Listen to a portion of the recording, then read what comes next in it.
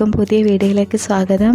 ഇന്ന് നമ്മളൊരു പനീർ കർഡ് റൈസാണ് ഉണ്ടാക്കാൻ പോകുന്നത്. അതും ബീട്രൂട്ട് വെച്ചിട്ടാണ്, കുറച്ച് സ്പെഷ്യലായിട്ടാണ് ഉണ്ടാക്കുന്നത്. ആദ്യം തന്നെ ബീട്രൂട്ട് ഒന്ന് ഇതായിട്ടൊന്ന് എടുക്കണം. നല്ല മിക്സിയിലിട്ടൊന്ന് അരിച്ചെടുത്താലും മതിയാവും. ഇങ്ങനെ എടുക്കുമ്പോൾ നല്ല ചെറുതായിട്ടൊന്ന് കടിക്കാൻ കിട്ടുമ്പോൾ നല്ലൊരു ടേസ്റ്റാണ്. അപ്പോൾ ഇങ്ങനെ ബീട്രൂട്ട് ഞാൻ നന്നായിട്ട് ഇങ്ങനെ ചിരണ്ടി എടുക്കുന്നുണ്ട്. അതെടുത്തതിന് ശേഷം അതൊന്ന് മാറ്റി വെക്കുക. അതിനി ബാക്കി കാര്യങ്ങൾ പനീർ റൈസിന് വേണ്ടിയിട്ടുള്ള കാര്യങ്ങൾ.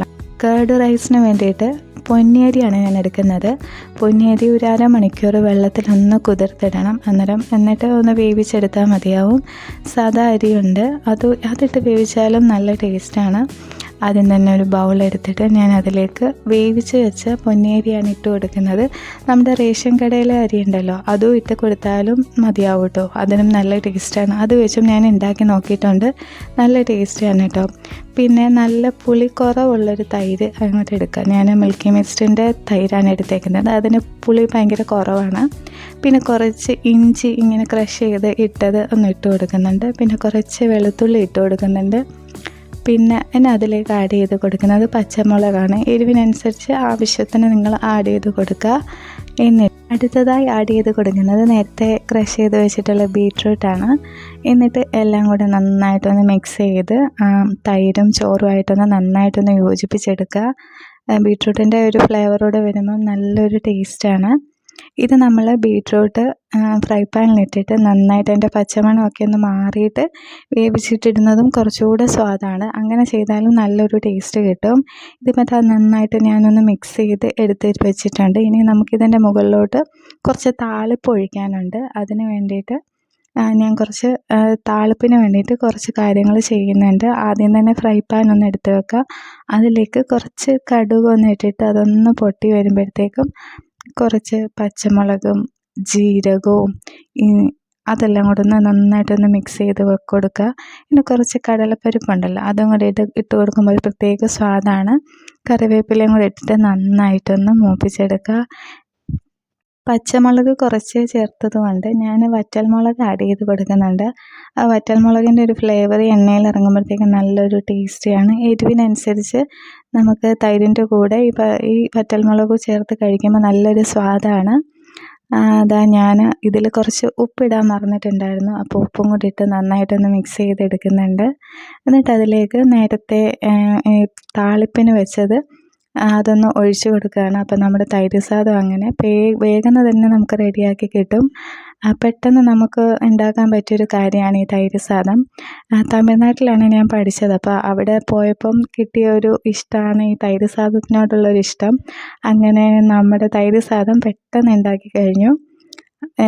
തൈര് സാദം സാധാരണ വെളുത്തിട്ടാണ് ഇരിക്കുന്നത്. ഇത് ഞാൻ ബീട്രൂട്ട് കൂടെ ആഡ് ചെയ്തപ്പം നല്ലൊരു ടേസ്റ്റ് തോന്നി കേട്ടോ. എല്ലാവരും ട്രൈ ചെയ്ത് നോക്കണേ. ഇതിന് ബെസ്റ്റായിട്ടുള്ളൊരു കോമ്പിനേഷനാണ് പനീർ കറി വെക്കുന്നതിലും ഫ്രൈ ചെയ്യുന്നതിനോടാണ് എനിക്ക് താല്പര്യം. അതിനൊരു സ്പെഷ്യലൊരു മസാലയും കൂടെ ഞാൻ ആഡ് ചെയ്യുന്നുണ്ട്. അതാണ് ഞാൻ പനീർ ചെറിയ ക്യൂബായിട്ട് കട്ട് ചെയ്ത് കിട്ടിയതാണ്. പനീർ ഫ്രൈ ചെയ്ത് കഴിക്കാൻ ഒരു പ്രത്യേക ടേസ്റ്റാണ്. നല്ല സ്പോഞ്ചായിട്ടിരുന്നിട്ട് നന്നായിട്ട് ഫ്രൈ ചെയ്ത് കഴിക്കുമ്പോൾ നല്ല ടേസ്റ്റാണ്. അതിൻ്റെ സ്പെഷ്യലായിട്ടുള്ളൊരു മസാലയാണ് ഇന്ന് ചെയ്യുന്നത്. ആദ്യം തന്നെ മുളക് പൊടി, കുറച്ച് മഞ്ഞൾപ്പൊടി, പിന്നെ ഗരം മസാലയാണ് ഇട്ട് കൊടുക്കുന്നത്. ഗരം മസാലയാണ് ഇതിൻ്റെ ഫ്ലേവർ കൂട്ടുന്നത്. പിന്നെ കുറച്ച് ചിക്കൻ മസാലയും കൂടെ ആഡ് ചെയ്യുമ്പോൾ നല്ലൊരു ടേസ്റ്റ് കിട്ടും കേട്ടോ. പിന്നെ കുറച്ച് കുരുമുളക് പൊടിയും കൂടെ ആഡ് ചെയ്തിട്ട് നന്നായിട്ട് നമുക്കൊന്ന് മിക്സ് ചെയ്തെടുക്കാം. പിന്നെ കുറച്ച് ആവശ്യത്തിന് ഉപ്പും കൂടെ ചേർക്കുക. ഉപ്പും കൂടെ ചേർത്തതിന് ശേഷം നന്നായിട്ടൊന്ന് മിക്സ് ചെയ്തിട്ട് ഒരു അരമണിക്കൂറോളം നമുക്കൊന്ന് അതിലൊന്ന് പിടിച്ച് കിട്ടാനായിട്ടൊന്ന് മാറ്റി വെക്കാം. ഇഞ്ചിയും വെളുത്തുള്ളിയൊക്കെ ചേർക്കുവാണെങ്കിൽ കുറച്ചുകൂടെ ടേസ്റ്റാണ്. ഞാനത് ചേർക്കുന്നില്ല, കാരണം ആ ഒരു ഫ്ലേവർ അതിൻ്റെ ഒരു മണം എനിക്ക് അത്ര താല്പര്യമില്ല. പക്ഷേ ഇങ്ങനെ ചെയ്യുമ്പം ചുമ്മാ ഫ്രീ ആയിട്ട് ഇഞ്ചിയൊന്നും ചേർക്കാതെ ഒന്ന് വറുത്ത് നോക്കുമ്പോൾ നല്ലൊരു ടേസ്റ്റാണ്. പിന്നെ മല്ലിയില പുതിനയില ഉണ്ടെങ്കിൽ അതും കൂടെ ചേർക്കുവാണെങ്കിൽ നല്ലൊരു ടേസ്റ്റ് കിട്ടും കേട്ടോ. എൻ്റെ കയ്യിൽ അതൊന്നും ഇല്ലാത്തതുകൊണ്ട് ഇപ്പം ഞാനത് ചേർക്കുന്നില്ല. അത് ഞാൻ അരമണിക്കൂർ മാറ്റി വെച്ചതിന് ശേഷം എടുത്തിട്ടുണ്ട്. ഇനി നമുക്കത് എണ്ണയിലിട്ടൊന്ന് ഫ്രൈ ചെയ്തെടുക്കുക. ഇത്രയേ ഉള്ളൂ. നല്ല ടേസ്റ്റിയാണ് ഇത് കഴിക്കാനായിട്ട്. മറ്റേ ഗരം മസാലയും ചിക്കൻ മസാലയുടെ ഒരു ഫ്ലേവറൊക്കെ വരുമ്പം നല്ലൊരു ടേസ്റ്റ് കിട്ടും. കുറച്ച് കോൺഫ്ലോർ ഞാൻ ആഡ് ചെയ്തിട്ടുണ്ട്, പക്ഷെ അത് വീഡിയോ എടുക്കാൻ പറ്റിയില്ല.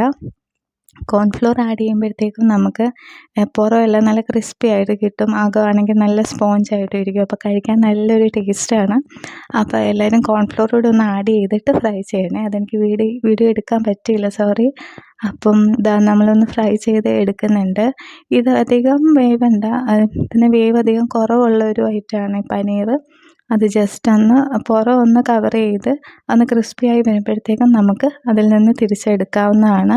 ഞാൻ വർക്ക് ചെയ്യുന്ന സമയത്ത് എനിക്കൊരു നോർത്ത് ഇന്ത്യൻ ഫ്രണ്ട് ഉണ്ടായിരുന്നു. അപ്പോൾ അവൾ പറഞ്ഞു തന്ന റെസിപ്പിയാണിത്. അങ്ങനെ അവളെ ഓർത്തും ഒക്കെയാണ് ഞാൻ ഇത് വീഡിയോ എടുക്കുമ്പോഴും എല്ലാം അവളെ ഓർത്തു. അവൾ പറഞ്ഞ റെസിപ്പിയാണ്. അവൾക്ക് ഭയങ്കര ഇഷ്ടമുള്ളൊരു കോമ്പിനേഷനാണ് കേർഡ് റൈസ് വിത്ത് പനീർ. അപ്പോൾ ഞാൻ അവളെ ഈ സമയത്ത് ഓർക്കുകയാണ്.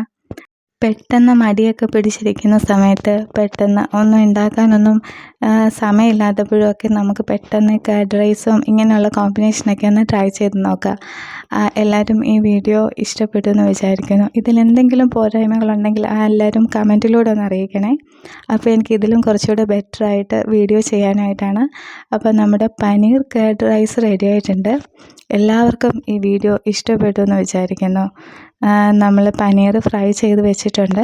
അപ്പോൾ അത് നമ്മൾ ഈ കർഡ് റൈസിൻ്റെ മുകളിലായിട്ട് ജസ്റ്റ് ഒന്ന് ഇട്ട് കൊടുക്കുന്നുണ്ട്. ജസ്റ്റ് ഒരു ഡെക്കറേഷൻ പോലെ ചുറ്റുമായിട്ട് ഒന്ന് ഇട്ട് കൊടുക്കുന്നുണ്ട്. ശരിക്കും നല്ല അടിപൊളി ഒരു കോമ്പിനേഷനാണ് കേട്ടോ. ഈ പനീറും കർഡ് റൈസും കൂടെ ആ തൈരിൻ്റെ പുളിപ്പും ഇതിൻ്റെ ക്രിസ്പി ആയിട്ടുള്ള ഒരു ടേസ്റ്റും കൂടെ വരുമ്പം നല്ല ടേസ്റ്റിയാണ്. നമുക്ക് നോൺ വെജ് ഒന്നും ഇല്ലാത്ത സമയത്ത് ഇങ്ങനെ കുട്ടികൾക്കൊക്കെ ആണെങ്കിലും ഇഷ്ടപ്പെടും, ഉണ്ടാക്കി കൊടുക്കാം. നല്ലൊരു ടേസ്റ്റി ആയിട്ടുള്ളൊരു ഐറ്റമാണ്. എല്ലാവരും ട്രൈ ചെയ്ത് നോക്കിയിട്ട് അഭിപ്രായം ഒന്ന് കമൻറ്റിലൂടെ അറിയിക്കണേ. എൻ്റെ വീഡിയോയിൽ എന്തെങ്കിലും പോരായ്മകളുണ്ടെങ്കിൽ അതും കമൻറ്റിലൂടെ പറയാൻ മറക്കല്ലേ. അപ്പോൾ ഇതുപോലുള്ള വീഡിയോസ് കാണാനായിട്ട് എൻ്റെ ചാനലൊന്ന് സബ്സ്ക്രൈബ് ചെയ്യുക. ഇതുപോലുള്ള വെറൈറ്റി കോമ്പിനേഷനൊക്കെ ഞാൻ ട്രൈ ചെയ്യുന്നുണ്ട്. എല്ലാ ദിവസവും 11 മണിക്കാണ് വീഡിയോ അപ്ലോഡ് ചെയ്യുന്നത്. എല്ലാവരും വീഡിയോ കണ്ട് സപ്പോർട്ട് ചെയ്യണേ. അപ്പോൾ നമ്മുടെ പനീർ കർഡ് റൈസ് റെഡി ആയിട്ടുണ്ട്. എല്ലാവരും ട്രൈ ചെയ്ത് നോക്കണം. സിമ്പിളല്ലേ, ഈസി ആയിട്ട് നമുക്ക് ഉണ്ടാക്കാനും പറ്റും. പെട്ടെന്ന് ഒരു വേവിച്ച് വെച്ച അരി ഉണ്ടെങ്കിൽ അതിലേക്ക് കുറച്ച് തൈരിട്ട് മിക്സ് ചെയ്ത് താളിപ്പൂവായിട്ട് എടുത്താൽ മതി. പിന്നെ കോമ്പിനേഷനായിട്ട് പനീറും കൂടെ ആകുമ്പോഴത്തേക്കും ജസ്റ്റ് ഫ്രൈ ചെയ്തെടുക്കുക. അപ്പോഴത്തേക്കും നമ്മുടെ പനീർ കർഡ് റൈസ് റെഡി ആയിട്ടുണ്ട്. എല്ലാവർക്കും ഈ വീഡിയോ ഇഷ്ടപ്പെട്ടു എന്ന് വിചാരിക്കുന്നു. Thanks for watching. ബൈ.